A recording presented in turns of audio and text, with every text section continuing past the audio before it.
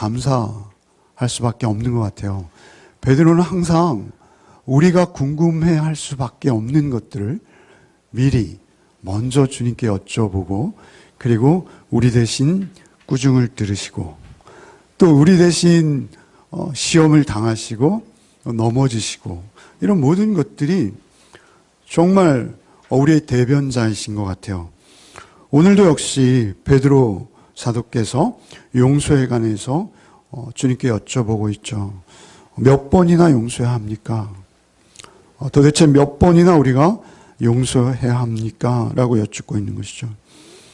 용서는 우리가 참 하기 어렵습니다. 우리의 삶 속에 미움과 분노가 쌓이는 것은 그저 일상적인 삶인 것 같아요. 우리가 용서하지 못하는 마음이 얼마나 참 우리에게 체질화되어 있는지, 엉뚱하게 저는 그 솔로몬이 하나님께 간구해서 하나님께 응답받은 내용에서 그것을 좀 묵상해 보았어요. 느껴지더라고요. 솔로몬이 하나님 앞에 간절히 기도했습니다. 1000번제를 드리고 하나님께서 그의 간절한 마음, 그의 기도의 제목을 보시고 솔로몬에게 무엇 하여 주기를 원하느냐 이렇게 물어봤죠. 그래서 솔로몬이 놀랍게도 지혜를 구합니다. 그 모습에 하나님께서 감동하셨어요. 그래서 하나님께서 이렇게 말씀하세요. 성경에 이렇게 기록하고 있습니다. 자기를 위하여 장수하기를 구하지 아니하며 부도 구하지 아니하며 자기의 원수의 생명 멸하기도 구하지 아니하고 오직 송사를 듣고 분별하는 지혜를 구하였은즉 이렇게 말씀하세요. 여러분, 언젠가 제가 시청하는 영화를 본 기억이 있어요. 근데 그 영화에서 하나님이 계시고요. 그리고 지상의 많은 사람들이 하나님께 기도를 막 하는 거예요. 그런데 어떤 그 영화의 주인공이 하나님 대역을 하게 된 거예요. 영화 제목도 잊어버리고. 근데 그 장면이 생각이 나요. 그 하나님 대역을 하는 그가 이제 하나님 앞에 기도하는 사람들의 목소리가 한꺼번에 막 왁 들려오는 거예요. 60억이 막 기도하면. 아니죠. 천주교, 기독교, 그죠? 10억 좀 넘는다 그러죠? 10억 좀 넘는 사람이 한꺼번에 우리에게 기도하면 어떻게 될까요? 하나님 대역하는 그가 도대체 알아들을 수가 없어요. 그런데 사실 그 기도의 내용들을 분류하면 오늘 이 본문에 자기를 위하여 장수하기를 구하지 아니하고 부도 구하지 아니하며 원수 생명 멸하기도 구하지 아니하고 라고 말씀하시는 것으로 보아서 그들이 구하는 것은 순서에 상관없이 이 세 가지 범주 안에 대부분이 있다는 것이죠. 장수하기를 구한다. 우리 어차피 주님께서 우리에게 긍휼히 여기사 우리에게 건강 주시지 아니하시면 우리의 창조주 되시는 하나님께서 우리에게 건강 주시지 않으면 우리가 건강하게 살 수 없어요. 우리의 몸을 점점 학대할 수밖에 없는 존재예요. 죄된 존재이죠. 건강 구하는 것이죠. 그 다음에 뭐예요? 부를 구하는 것이죠. 우리가 하나님께로부터 재물도 또한 명예도 또한 모든 우리의 필요한 것들, 부를 구한다는 것은 우리의 일용할 양식에서부터 모든 우리의 소유를 구한다는 것이죠. 근데 건강을 구하고 우리의 소유를 구하고, 그런데 놀라운 것은 원수의 생명 멸하기를 구하는 사람들이 굉장히 많다는 거예요. 우리가 이런 모습 저런 모습으로 기도하지만 우리의 기도의 내용 중에 상당 부분은 무엇입니까? 우리가 미워하고 우리가 용서하지 못하고 우리의 마음에 담아둔 소위 우리가 말하면 이 왼수라고 여기는 그 원수의 생명 구하는 기도가 굉장히 많다는 거예요. 이런 모습 저런 모습으로 물론 기도합니다. 그러나 그 동기가 말이죠. 이 세 가지 기도의 제목에 거의 다 들어가고 압축되어진다는 것이죠. 우리가 누군가를 비판하고 누군가 원수 갚기를 위해서 하나님의 정의를 빌어서 정의로 저들을 심판해 주십시오라고 멋떨어지게 기도하고 있지만 사실은 그 정의를 실행하는 것은 하나님의 몫이죠. 하나님께서 하실 것입니다. 저 불의한 자들, 소위 기독교라고 성도라고 하면서도 불의한 자들, 하나님께서 더욱 심각하게 심판하신다라고 성경이 분명히 말씀하세요. 그것은 하나님께 맡길 일이죠. 어쨌든 간에 우리는 그러한 기도들을 굉장히 많이 하고 있다라는 것을 알 수 있어요. 제가 요즘 좀 성령께서 저에게 청소를 좀 자주 해 이렇게 말씀을 하셔서 제가 청소를 자주 합니다. 요즘 자주 하는데요. 자주 하면서 느끼는 것은 어제도 청소기 했는데 오늘도 해야 돼? 이러면서 오늘은 그냥 대충 걸레로 훔치자. 그리고 걸레로 싹 훔치고 청소를 건너뛰죠. 그리고 그 다음날 청소를 하려고 보면 이미 침대 밑에 먼지 뭉치들이요. 덩어리를 이루고 굴러다니는 것을 볼 수 있어요. 우리 환경이 좀 그렇게, 우리가 특별히 먼지가 많은가 봐요, 우리 집에. 어찌되었든 우리의 미움, 우리의 용서하지 못하는 마음, 이런 것들은 자연 발생적으로 우리가 죄인이기에 우리 안에 그가 누가 되었던 그 대상을 향한 그러한 증오와 미워하는 마음, 정죄하는 마음, 이런 것들이 그저 그냥 자연스럽게 쌓이는 거예요. 그래서 이렇게 용서하지 못하는 마음을 누군가 이렇게 표현했어요. 여러분 모래시계 아시죠? 모래시계, 그죠? 모래시계를 이렇게 뒤집어 놓으면 모래가 밑으로 빠지잖아요.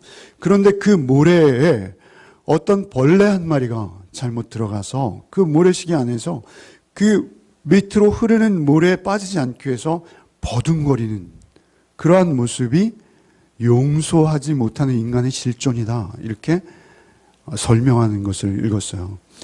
정말 그런 것 같아요. 그 모래시계 안에서 빠져나올 수 없어요. 그죠? 그리고 그 모래시계에 빠지면 결국 그 흙이 자기를 덮어서 죽음에 이를 것 같은 그러한 심각한 상태를 스스로 느끼면서도 거기서 빠져나오지 못하는 그러한 모습이라는 것이죠. 용서하지 못하고 미워하는 마음, 평안도 없고 기쁨도 없고 행복도 없는 거예요. 사실은 그러한 상태는 말이죠. 모래시계 위에 버둥거리는 벌레가 아니라 이미 모래시계에 빠져서 그 밑에 홀로 웅크리고 떨고 있는 모습이 용서하지 못하는 마음이 아닌가 그렇게 여겨요. 한낮이 되어서 해가 중천에 떠오르고 사람들은 기쁨으로 하루의 삶을 누리고 있는데 말이죠. 나는 홀로 누군가를 미워하는 용서하지 못하는 마음들이 내 안에 찌꺼기처럼 쌓여서 그것에 눌려서 그 햇볕도 그 봄바람도 그 꽃들이 피어나는 것도 의식하지 못한 채 우리는 그렇게 홀로 웅크리고 오히려 스스로를 자책하며 근데 왜 이러지? 라고 스스로를 자책하면서도 그 수렁에서 빠져나올 수 없는 실존, 그것이 용서하지 못하는 우리의 마음이 아닌가 여겨집니다. 그렇게 용서하지 못하는 우리를 향해서 주님께서 안타까워 하시는 거예요. 여러분, 나치 수용소에서 그 나치의 혹독한, 가혹한 그런 대우를 받다가 풀려난 분들에게 두 가지 부류가 있대요. 정확히 둘로 갈라진다는 것이죠. 그들의 그 잔혹한 학대를 잊어버리거나 용서한 사람은 회복이 일어나는 거죠. 회복되어서 건강한 삶을 그래도 살 수 있다는 것입니다. 그러나 그때 그들의 잔혹한 학대를 도저히 용서할 수도 없고 그 기억이 계속 그를 붙들고 있으면 그는 결국 병들 수밖에 없다는 것입니다. 오히려 그가 몸은 자유를 얻었으나 오히려 그의 몸이 더 피폐해지는 결과를 가져오는 그러한 경우가 많더라라는 것이죠. 두 가지로밖에 나눌 수 없다는 것이죠. 그러한 우리의 상황을 너무나 잘 아시는 주님께서 베드로가 몇 번이나 용서해야 됩니까? 7번 용서하면 대단하지 않습니까? 이렇게 묻고 있는 거예요. 여러분, 우리 속담에 3-4번이 있죠. 그죠? 그런가 하면 유대인들도 역시 랍비가 말이죠. 랍비들이 용서는 3번은 해야 된다. 이렇게 규정하고 있다고 합니다. 3번 용서한다는 건 뭐냐면요. 이런 거죠. 2번까지 용서했어요. 너 3번째도 용서해. 4번 하면 안 돼. 3번째 용서해 라고 할 때 이미 그는 앞선 2번째의 그의 실수를 기억하고 있는 거예요. 7번 용서하면 되겠습니까? 라는 것은 6번의 실수를 담고 있는 거예요. 잊지 못하는 거예요. 용서는 결국 한 번도 안 한 상태인 것이죠. 주님께서 이렇게 말씀하십니다. 7번씩 70번이라도 용서할 것이야. 이렇게 말씀하십니다. 그 말씀 무엇입니까? 용서는 그런 게 아니야. 용서는 너희가 용서하지 않으면 살 수 없어. 이렇게 말씀하시는 것입니다. 그런데 그 용서를 해야 되는데도 불구하고 우리가 용서가 안 되는 걸 어떻게 하겠습니까? 용서는 내 의지나 내 노력이나 내 결단으로 되어지는 것이 아니라는 것이죠. 그래서 주님께서는 예화를 드시는 거예요. 예화를. 우리가 너무나 많이 들어서 익히 잘 알고 있지만 이 예화가 의미하는 바를 우리가 제대로 아는 게 중요한 것이죠. 예수께서는 우리의 창조주이십니다. 그분께서 이 예화를 하셨다는 것은 이 예화의 한 가지 우리에게 반드시 교훈하시고자 하시는 한 가지 중심 주제가 있는 거예요. 그 외의 곁가지들은 우리가 너무 관여하지 말아야 돼요. 근데 제일 중요한 것은 무엇입니까? 용서는 이런 거야 라고 말씀하시는 그 핵심은 1만 달란트 빚을 탕감받은 자가 100데나리온 빚진 자를 옥에 가두어 버리는 형국, 그것으로 비유하시는 거예요. 여러분 1만 달란트 하면 어떤 느낌이세요? 한 달란트는 말이죠, 금 34kg입니다. 금, 순금 99.9%의 순금 34kg. 저희가 군대 갔을 때 군장이 20kg였습니다. 요즘 쌀이 20kg로 나오죠. 34kg면 성인 장정이 짊어지기에도 쉽지 않은 무게예요. 그런데 그 34kg의 금덩어리를 진 장정들이 1만 달란트면 뭐예요? 10,000명이 있어야 되는 거예요. 10,000명이. 그 정도의 빚을 탕감받은 한 사람을 예로 드는 거예요. 이 사람은 아마 고급 관료였거나 최소한 그 여러 나라, 페르시아 왕처럼 여러 나라를 다스리는 그러한 그러한 사람으로서 그 봉신들, 그 조그만 그 나라들의 왕 정도 되지 않을까 여겨져요. 우리 왕 같은 제사장입니다만 사실 거기까지 얘기하기는 너무. 어쨌든 그가 진 빚은 무엇이냐면 1만 달란트라는 것입니다. 1만 달란트. 그때 로마가 이두메, 이스라엘 그리고 유다 전 지역에서 1년에 거두는 세수가, 요세푸스라는 당시 역사가의 정확한 기록이 200달란트. 어떤 학자는 600달란트를 말하기도 해요. 600달란트라는 것도 사실은 천문학적인 거예요. 34kg의 금덩이는 쉽게 구할 수 없어요. 그런데 그게 1년에 600개씩 그걸 가져간다면 어떻게 그것을 감당할 수 있겠어요? 그러나 어쨌든 로마가 거두어가는 그때 당시 예수님께서 이 예화를 들 때 그런 액수라는 것이죠. 그런데 그 1만 달란트 빚진 자가 그 임금 앞에서 그 빚을 탕감받은 거예요. 여러분, 이것은 대단한 거죠. 그죠? 너의 가족, 너의 부인, 너의 자녀들 다 팔아서 갚아. 조금만 기다려 주십시오. 제가 다 갚겠습니다. 어떻게 다 갚아요? 이 말씀 앞에서 우리는 그렇게 생각하는 존재라는 거예요. 우리는 내가 최소한 남에게 피해 입힌 것만큼은 내가 다 갚을 수 있어. 내 죄는 내가 다 알아.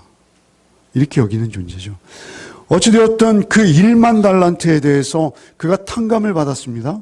그리고 길 가다가 100데나리온이면 한 주머니에 다 들어갈 수 있을 정도의 액수라고 합니다. 데나리온은 조그만 동전입니다. 주석으로 만든.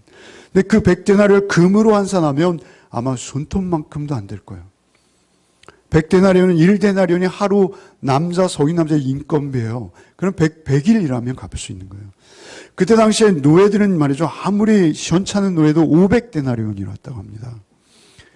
그렇다면 100데나리온 정도는 그냥 두세 달 일하면 갚을 수 있는 거예요. 그런데 그것을 용서하지 못하고 잡아서 옥에 가두는 것이죠. 옥에 가두는 거예요.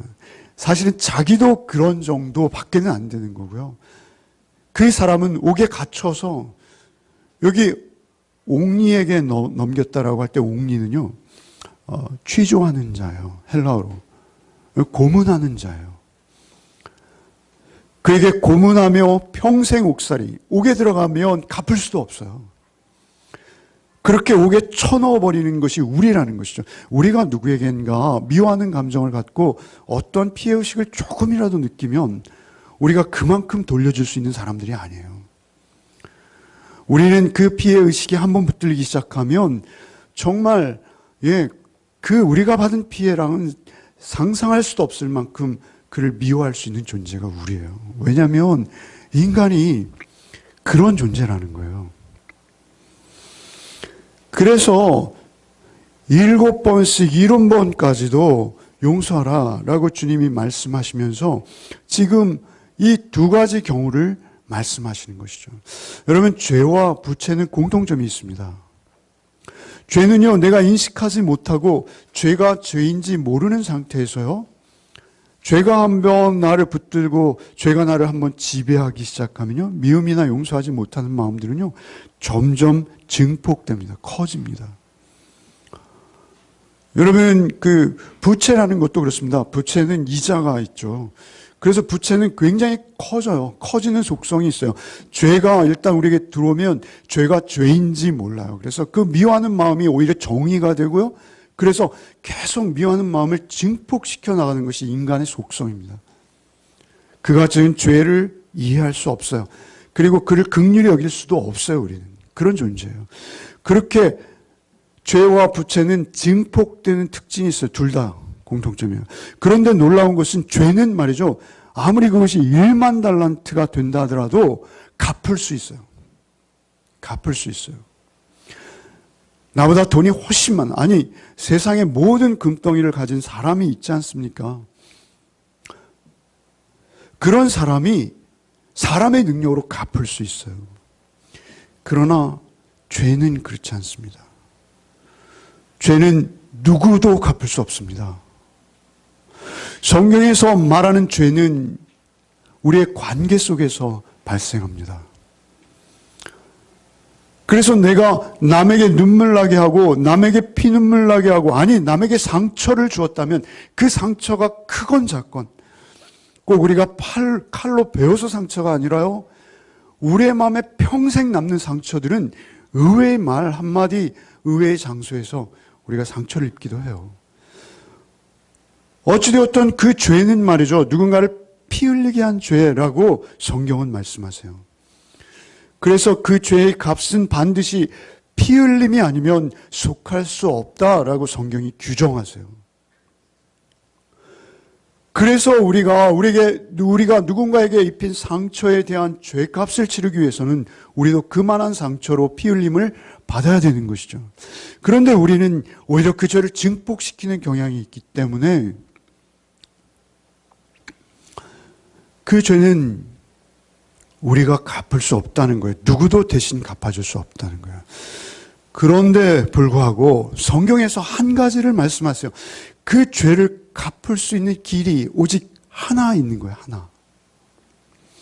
그 죄를 갚을 수 있는 길은 우리의 창조주 되시는 하나님께서만 우리를 사하실 수 있는 것입니다.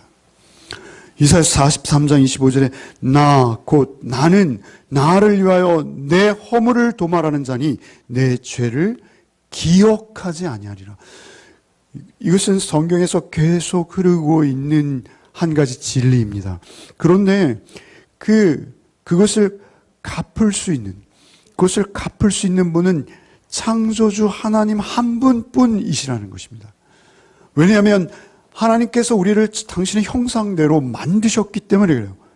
우리가 하나님의 소유, 하나님의 피조물이기 때문에 그래요. 하나님의 소유, 하나님의 피조물인 그에게 상처를 주고 피 흘리게 한 것이 있다면 그 몫은 하나님 것인 것이죠.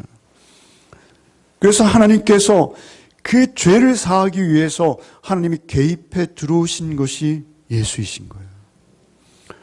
우리의 그 채무 관계를 해결해 주시기 위해서 예수께서 오신 거예요. 제가 늘 말씀드립니다. 사람은 살며 사랑하며 살도록 사람이 되게 하신 거예요. 그런데 우리가 그 창조의 목적인 하나님의 형상대로 사랑의 하나님 앞에서 사랑의 존재로 사랑을 나누며 전하며 살아야 하나님의 영광을 드러내는 우리가 내가 내 것인 양 나의 욕심과 나의 배를 채우기 위해서 옆 사람들을 피 흘리게 하고 내지는 왜 내가 알게 모르게 그들에게 상처를 남긴 이런 모든 것들. 그래서 에베소 1장 7절 말씀에 우리가 그리스도 안에서 그의 은혜의 풍성함을 따라 그의 피로 말미암아 구속 곧 죄사함을 받았으니 이렇게 말씀하신 거예요. 그 피가 어떠한 피인지를 우리가 경험하는 것이 성령의 임재예요. 그 피가 어떠한 대가로 우리를 대신해서 흘리신 피인지를 아는 것이 성경의 가르침인 것입니다. 그 피를 이해할 때만 우리는 죄로부터 자유할 수 있고 원수까지 사랑할 수 있을 뿐만 아니라 그들의 입장과 처지를 이제 알기 시작하는 거예요.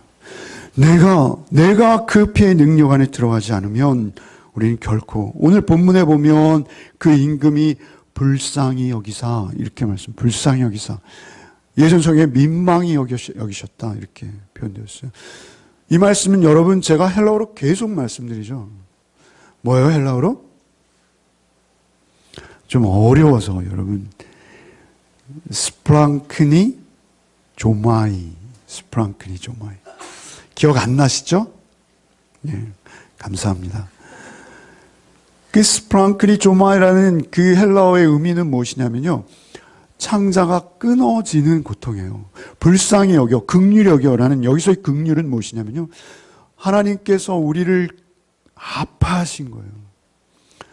우리의 그 죄된 실상, 죄된 삶의 모습, 계속 죄가 죄인지도 모르면서 먹고 마시며 계속 끊임없이 죄를 생산해내고 있는 우리의 모습, 옆 사람들을 다 피 흘리게 하고 옆 사람들에게 큰 피해를 말로, 행동으로, 몸짓으로, 눈빛으로 그렇게 죄를 생산해내면서도 내가 죄인인지를 모르는 그 실존을 하나님께서 용서하시기 위해서 오직 한 길, 우리가 흘리게 한 그 피를 당신이 대신 지시고 홀로 그 고통을 감당해 주신 그 은혜를 믿을 때만, 그 은혜를 붙들 때만, 그 안에 있을 때만, 그 은혜가 우리에게 차고 넘칠 때만, 그때만 우리는 그리스도인일 수 있어요.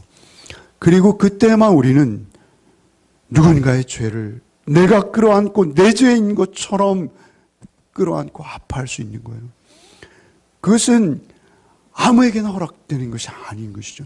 내가 1만 달란트 탕감받은 자임을 알 때, 그때 우리는 200데나리온, 아니요 100데나리온, 그것이 사소해질 수 있는 거예요. 그렇지 않으면 100데나리온이 큰 돈인 거예요.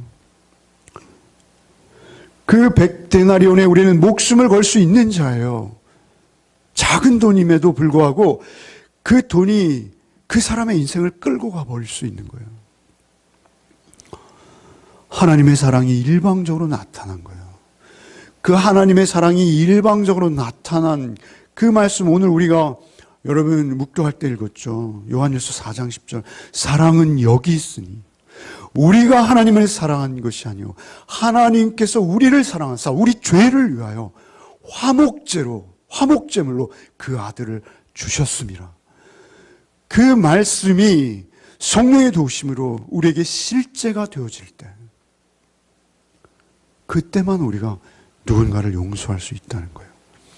그때만 우리가 그도 나처럼 용서가 필요한 사람이라는 것을 인식할 수 있다는 거예요. 그리고 우리는 그 가운데서 그리스도인의 삶을 살 수 있다는 것이죠.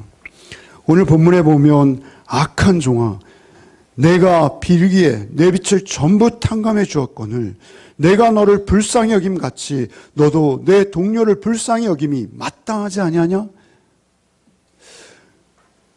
우리가 그 만 달란트의 빛을 탕감받지 않고서는 우리가 그리스도인의 삶을 살 수 없는 것이라는 것이죠. 그 말씀이에요. 내가 너에게 탕감해 주었는데 너는 그것을 잊었단 말이냐. 우리가 예수의 십자가 안에서 그 죄사함과 대속의 은총을 받는 것은 무엇이냐면 우리의 세계관이 바뀌는 거예요. 우리의 가치관이 바뀌는 거예요. 우리의 인간관이 바뀌는 거예요. 우리의 삶이 전체적으로 뒤집어지는 거예요. 그 1만 달란트, 그 1만 달란트의 은혜가 우리에게 있어야 돼요. 여러분, 여러분의 의지나 여러분의 결단, 여러분의 노력으로 아무도 용서할 수 없습니다. 내가 얼마나 끔찍한 죄 가운데 죄에 빠져서 허덕이던 자인지를 알 때만 주님께서는 이렇게 말씀하세요. 우리에게 기도를 가르치시면서 뭐라 하십니까? 우리가 우리에게 죄 지은 자를 용서한 것 같이 우리의 죄도 용서해 주시겠다. 이렇게 기도하라 하셨어요. 우리가 우리에게 죄 지은 자를 용서한 것 같이 내 죄를 용서해 달라고 기도하라 하셨어요. 이 말씀 무엇이죠? 이 말씀은 정말 복음과는 너무 동떨어져 있는 말씀처럼 들리지 않습니까? 예수께서는 어떠한 죄도 용서하실 수 있는 분이시잖아요. 그런데 우리가 누군가를 용서하지 않는 죄만큼은 용서할 수 없다는 말씀으로 들리지 않으세요? 그런데 맞습니다. 그렇게 말씀하신 거예요. 우리가 누군가를 용서하지 않으면, 여기서 용서는요, 우리가 반드시 기억해야 돼요. 이 앞에서 그 교회 공동체를 통한 용서의 모델이 나오죠. 그죠? 내가 잘못했노라 라고 와서 사죄해야 돼요. 그런데 용서는요, 내가 잘못했어요 라고 와서 사죄하는 것이 일단 어려워요. 그러나 그가 와서 내가 잘못했습니다 라고 사죄할 때 우리는 그 죄를 용서해 줘야 돼요. 정말 용서해 줘야 돼요. 우리의 마음 깊은 곳에서. 사회적 용서는 아니에요. 사법적 용서도 아니에요. 우리의 마음, 우리의 정서에서 그의 영혼을 용서해 주고 하나님의 나라로 구원으로 인도하는 것, 그것이 우리 그리스도인의 모습이에요. 여러분 오해하지 말아야 돼요. 그가 와서 나의 따귀를 때렸으면 그가 와서 나의 따귀를 때린 것에 대해서 용서할 기회를 주는 거예요. 또 찾아가서라도 당신이 나의 뺨을 친 것은 당신이 죄 지은 겁니다 라고 이야기하면 어떻게 되겠어요? 뺨을, 왼쪽 뺨까지 한 대 더 때리겠죠. 그죠? 정신없는 놈, 내가 너한테 뭘 잘못했다는 거야. 그러면 그것도 맞으라는 거예요. 그것도 맞으면서 그에게 용서할 기회를 주라는 거예요. 여러분, 우리 기독교인들이 전직 대통령이 되었던 예가 있어요. 그때마다 복음의 문은 막혔어요. 그리고 그들이 자기의 죄를 죄라고 인정한 경우가 한 번도 없어요. 그건 무슨 말이죠? 그들이 스스로 그리스도인이 아니라는 거예요. 우리가 가서 나의 죄를, 내 죄를 용서해 주십시오 라고 말할 수 없는 것, 그것은 세상 사람들 다 해요. 그러나 그리스도인들은 그래서는 안 되는 거예요. 그리스도인들은 내가 지은 죄를 가서 용서를 구해야 되는 거예요. 한쪽 뺨을 또 맞더라도. 사회적인 어떠한 책임을 감당하게 되더라도 하나님 앞에서의 죄인 거예요. 그럴 때 우리가 용서받는다는 것이죠. 용서는 어려운 것입니다. 그리고 용서하는 것도 어렵고요. 용서받는 것도 어렵습니다. 여러분, 그러나 그 용서가 없이는 우리는 하루도 그리스도인이 될 수도 없고 우리의 생명 구원 얻을 수 없습니다. 절대 없습니다. 왜 그렇습니까? 용서는 이런 거예요. 용서는 마치 순환기 같은 거예요. 순환기.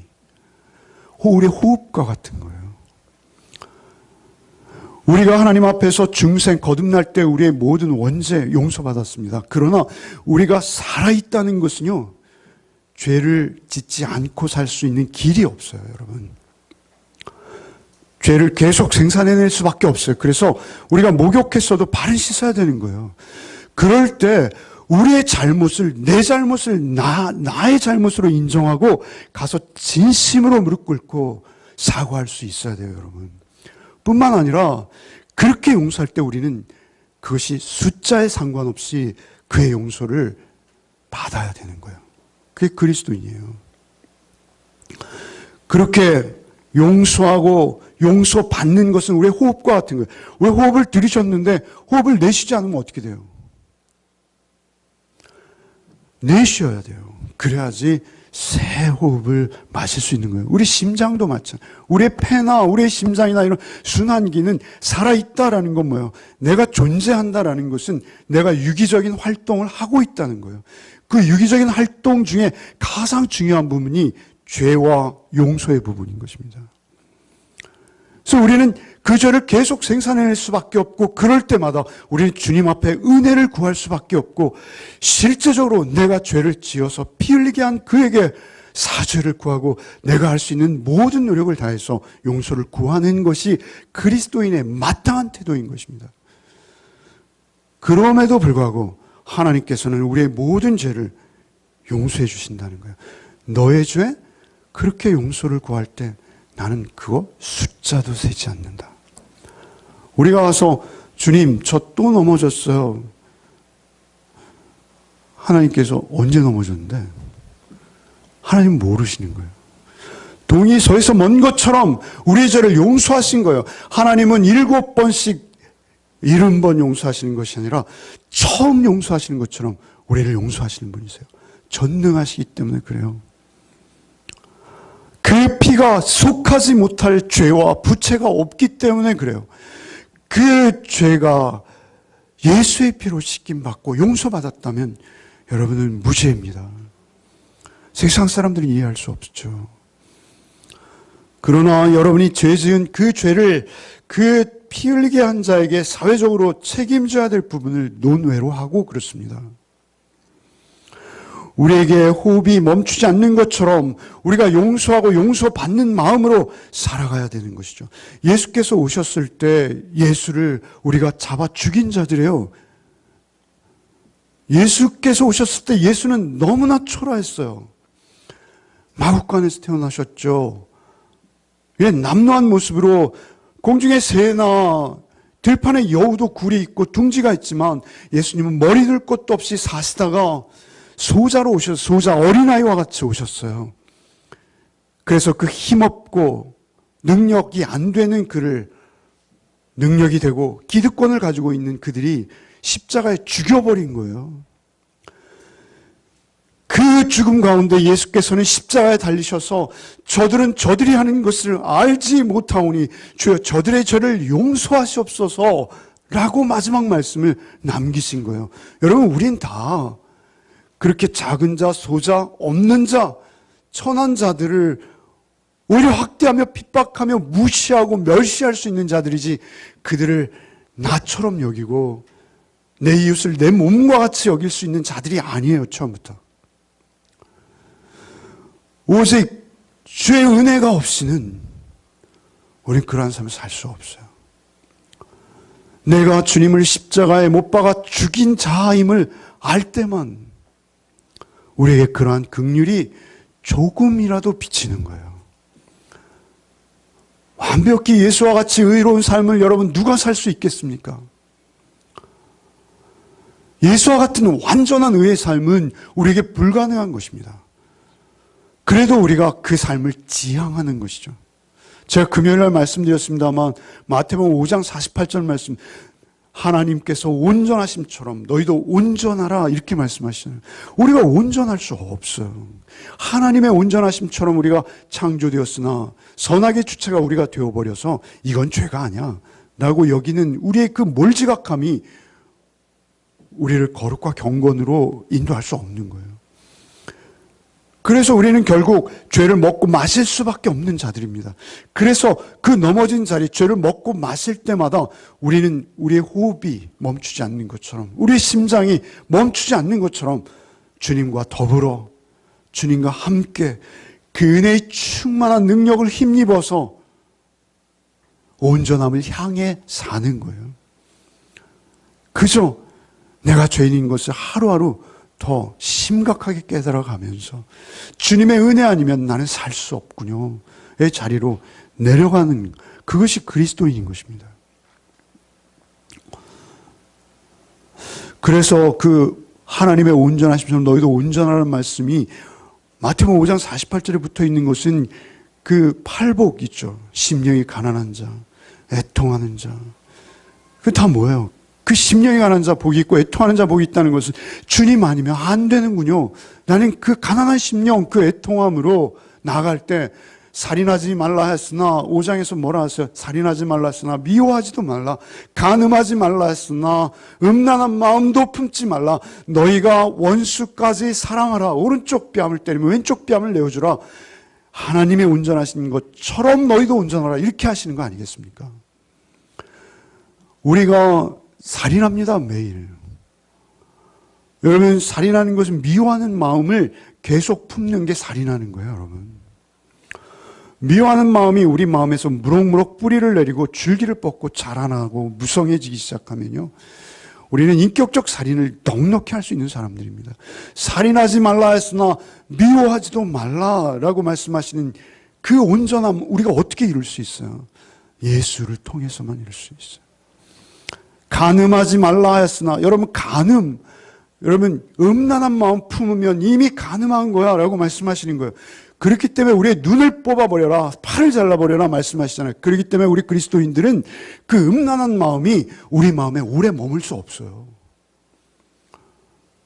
여러분, 이 땅을 이토록 물들이고 있는 성적인 범죄들이 다 어디서 나옵니까? 그 음란한 영상, 그 음란물들을 우리가 차곡차곡 우리의 마음에 쌓아가는 거예요. 그래서 그토록 끔찍한 일들이 우리 주변이 되고 우리 이웃이 되고 그들이 그 음란 가운데 잡혀버리는 거예요. 노예가 되는 거예요. 음란의 노예가 되는 것이죠. 거기까지 그들이 하루아침에 된 것이 아니라 그 음란의 마음을 우리 안에 키운 거예요. 그 음란의 마음이 우리에게 들어올 때 여러분, 예수의 은혜를 바라보셔야 되는 거예요. 예수가 바로 나의 이러한 음란함 때문에 십자가에 죽임당하셨는데, 주님 제가 또 음란했습니다, 나의 음란을 용서하십시오 라고 주의 은혜를 구할 때만 우리가 그 죄로부터 자유할 수 있는 거예요. 그래서 그 음란이 우리의 마음에 뿌리를 내릴 수 없는 거예요. 원수까지도 사랑하라 하시잖아요. 우리가 원수를 사랑하기는 어떻게 사랑합니까? 나에게 조금만 피해만 입혀도 죽일 듯이 달려드는 게 우리 아닙니까? 나의 자존심에 조그만 상처만 내도 우리 절대 용서 못해요. 여러분, 이 본문을 주석하는 주석에 어떤 주석가가 이런 말을 했어요. 이 본문이 이해가 안 가면 결혼한 사람에게 물어보세요. 이렇게 했어요, 주석을. 결혼한 사람에게 물어보세요. 무슨 뜻일까? 읽다가 뭐야? 이러고 한참 봤어요. 우리의 미워하는 마음이 가장 쉽게 노출되는 게 누군지 아세요? 우리와 가장 가까운 사람입니다. 가장. 우리와 피부를 맞대고 사는 사람. 우리 멀리 있는 원수를 미워하잖아요. 예. 일반 시민을 총으로 죽인 몇백 명씩 죽인 그런 독재자는 다 미워해요. 미워하지 않는 사람은 없어요. 다 미워해요.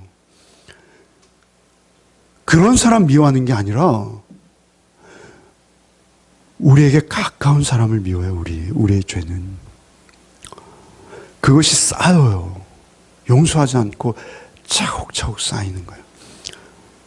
그것이 쌓이면요, 우리의 삶을 묶기 시작해요. 하나씩 하나씩 묶는 거예요. 그래서 그 묶임이 말이죠, 나중에는 자신도 어찌할 수 없이 꽁꽁 묶이는 거예요. 자신을 스스로 묶는 거예요.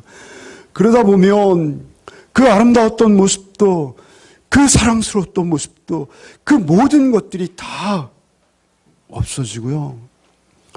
미움과 증오와 갈등만 남는 거예요. 그래서 우리 자녀도요, 우리 부인도요, 우리 직장에서 매일 보는 그들도요, 우리가 주님의 은혜의 시선으로 보지 않으면요, 우리가 사랑할 수 없어요. 제대로 섬길 수 없어요. 그들을 품을 수 없어요, 여러분. 그들을 위해서 기도할 수 없어요, 여러분. 여러분, 우리가 용서하지 못하고 미워하는 마음을 담은 채 우리가 할 수 있는 건 아무것도 없어요. 죽은 거예요. 우리의 호흡이 멈춘 거예요. 여러분, 코리텐 붐이라는 분 아시죠? 그분이 쓴 책이 있어요. 주는 나의 피난처. 그는 네덜란드 사람이었어요. 유대인과 상관이 없어요. 그런데 2차 대전 당시에 그 유대인들이 그토록 죽어가는 것, 나치 독일의 그 악랄한 독재자에게 죽어가는 것을 참아볼 수 없어서 자신의 방에 비밀방을 만들고 7명, 8명씩 늘 피신을 시켰어요. 그리고 그가 엄청난 고난을 받았죠. 수용소에 들어가서 자기 부모님, 자기 누이들 다 죽고요. 그만 겨우 기적적으로 생존해서 살아남았어요. 그리고 그가 자기의 용서에 대한 간증을 계속 멈추지 않고 하고 있어요. 그 코리텐붐 여사가 하루는 그렇게 독일에도 복음을 전하라, 독일에 가서 복음 전하라, 정말 안 되는데 독일에 가서 복음을 전하고 그리고 나오는데 우리도 왜 목사님이 앞에서 이렇게 하잖아요. 은혜 받고 나오는 사람들이 와서 악수를 하는데 그 중에 한 사람의 얼굴이 확 크로즈되는 거예요. 그 수용소에서 자기 사촌 언니를 벌거벗기고 못된 짓을 하던 그가 자기 손을 잡으면서 악수를 청하는 거예요. 도저히 그 손을 잡을 수 없는 거죠. 그는 잊어버렸을지 모르지만 코리텐붐 여사는 너무나 또렷이 그 얼굴이 기억나는 거예요. 주님께 순간적으로 기도한 것이죠. 근데 놀랍게도 그 독일인이 용서를 구하는 거예요. 나는 간수였습니다. 나는 주님을 영접했습니다. 이제 돌이키려 합니다. 오늘 많은 은혜를 받았습니다. 그렇게 말하는 거예요. 용서는 해야 됐는데 도저히 용서할 수 없는 자신의 나약함을 보면서 부르짖었다는 것이죠. 주님께 부르짖었어요. 그가 이렇게 자기의 책에 기록하고 있습니다. 그를 용서하기로 하고 용서를 품었어요. 그러자 전기 같은 것이 내 어깨에서 시작해서 내 팔로 그리고 우리가 마주 잡은 손으로 흘러내려갔습니다. 그리고 나서 이 치료하는 따스함이 내 전 인격 속에 밀물처럼 밀려 들어왔고 내 눈에는 눈물이 계속 흐르고 있었습니다. 이렇게 그 상황을 간증하고 있습니다. 여러분, 용서는 우리의 치유의 시작입니다. 우리의 생명의 시작입니다. 여러분, 이토록 거창한 경험을 우리는 하지 못했어요. 우리의 용서는 대부분 사소한 거예요. 그것도 우리의 가족과 우리의 혈연관계 속에서 발생하는 용서들이죠. 여러분, 그것을 마음에 쌓아두지 마십시오. 여러분, 누군가에게 용서받을 일이 있다면 가서 사죄하시기 바랍니다. 뿐만 아니라 여러분, 그러한 사죄를 받을 기회가 있다면 여러분, 그를 주님께서 우리를 용서하신 그 사랑으로 품어주셔야 합니다. 마음 깊은 곳에서. 오늘 마지막 절 말씀 한번 같이 1조 35절 읽겠습니다. 너희가 각각 마음으로부터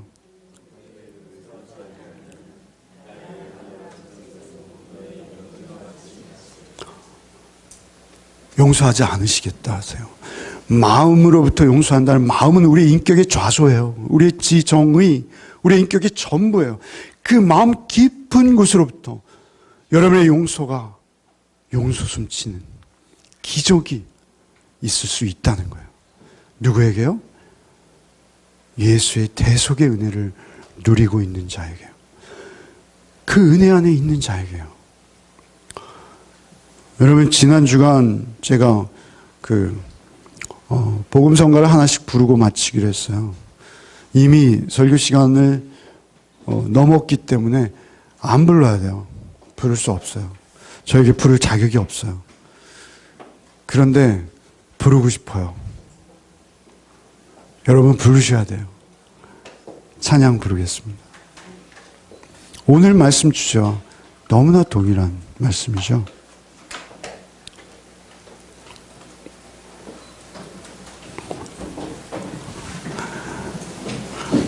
제가 이 찬양을 음정 박자를 제 마음대로 하기 때문에 우리 좀 힘을 빌려야 합니다.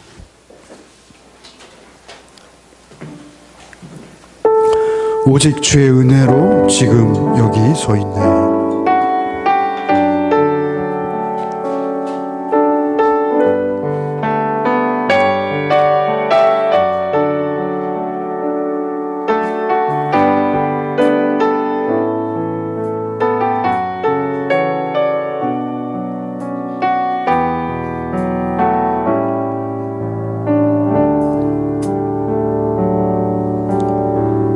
오직 주의 은혜로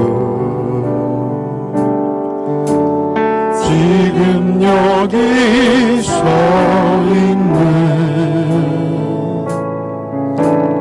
하나님 영광 하나님 찬양 내 영혼 예배드리네.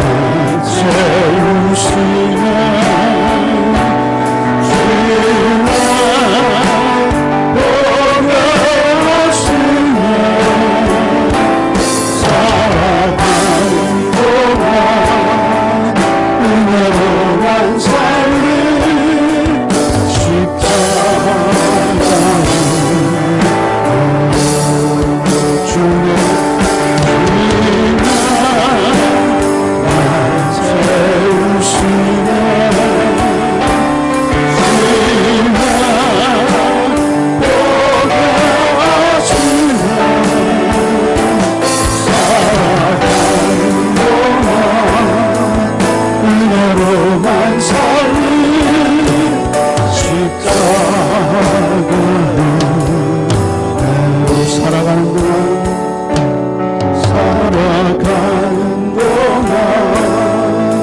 은혜로만 살는 십자가는 살아가는 동안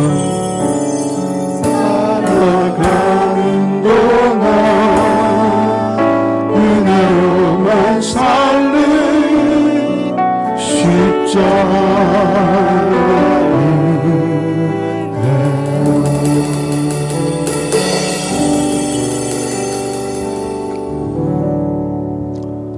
주님, 우리는 주의 십자가 은혜 없이는 살 수 없음을 고백합니다. 주의 은혜 없이는 우리는 아무도 용서할 수 없고 그저 미워하는 마음과 증오를 가득 안은 채 나도 나의 죄를 모른 채 그 죄로 나를 스스로 결박해 갈 수밖에 없는 죄인임을 주님 고백합니다. 주여 우리를 긍휼히 여겨 주옵소서. 우리를 불쌍히 여겨 주옵소서. 우리의 모든 죄를 대속하신 주의 십자가 그 보혈의 은혜만 우리에게 날마다 흐르게 하여 주옵소서. 그 은혜만 먹고 마시며 그 은혜 호흡하며 그 은혜 힘입어 용서하되 오직 사랑으로 서로 품을 수 있는 우리의 모든 관계들이 되게 하여 주옵소서. 한 주간의 우리의 삶 속에서도 오직 주의 은혜만을 의지하게 하여 주옵소서. 우리의 마음, 우리의 전 인격을 다하여 용서할 뿐만 아니라 품어낼 뿐만 아니라 주의 그 신비하신 은혜, 십자가에 피 흘리신 은혜가 우리를 덮고도 남음이 있어 늘 그 은혜로 말미암아 주여 사랑만 하는 한 주간의 삶이 되게 하여 주옵소서. 예수 그리스도 우리를 대속하신 십자가에 피 흘려 은혜를 주신 예수 그리스도의 이름 받들어 기도하옵나이다. 아멘. 이제는 우리 주 예수 그리스도의 은혜와 하나님 아버지의 독생자를 내어주시기까지 사랑하신 사랑과 성령의 교통감화 충만케 하시는 은총이 오직 용서할 뿐만 아니라 그들을 품고 사랑하게 하시는 주님의 은혜만을 바라보며 한 주간을 결단하는 우리 가족들 위해 이제로부터 영원토록 함께 계실지어다. 아멘.